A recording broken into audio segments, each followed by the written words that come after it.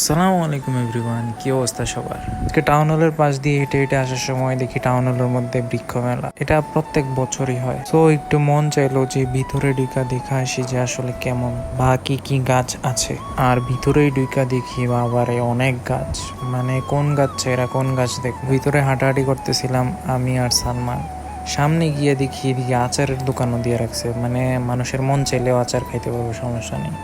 আর এদিকে দিকে একটা আম পচা, আর এইটা অনেক বড় আছে।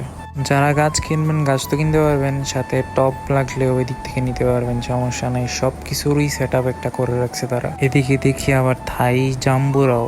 আমি তো ফার্স্টে ডুইকা ভাবছিলাম যে ফল গাছ শুধু, আর এদিকে দেখি না, ফুল গাছের অভাব নেই। আর এদিকে হাইটা এটা আমি দেখতেছিলাম যে কোন গাছটা কেমন। আমার গাছ লাগানোর অনেক শখ, কিন্তু সময়ের কারণে আমি লাগাইতে পারি না, আর কি ভাল লাগে না, সময় দিতে পারি না। আর এদিকে অনেক সুন্দর সুন্দর মাটির জিনিসপত্র আছে যেগুলোতে গাছ লাগানো যাবে, আর বাসাও অনেক সুন্দর লাগবে যদি লাগান। আমার সবচেয়ে বেশি পছন্দ এই গাছগুলো। আমি একদিন হলেও নিব, মানে ওয়ান ডে। এখন তো সময় পাই না যত্ন করার। না, বৃক্ষ মেলাটা ছোট না, বড়ই আছে।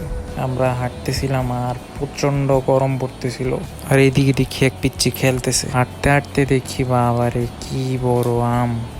তাদের এইখানে অনেক আম আছে, আর অনেক সুন্দর সুন্দর জাতের আম গাছ আছে। আর এদিকে অনেক ফেন্সি আইটেম গাছও আছে, তার মধ্যে লাল কাঁঠাল, চেরি ফল, থাই পেয়ারা, মিশরি ডম্বুর।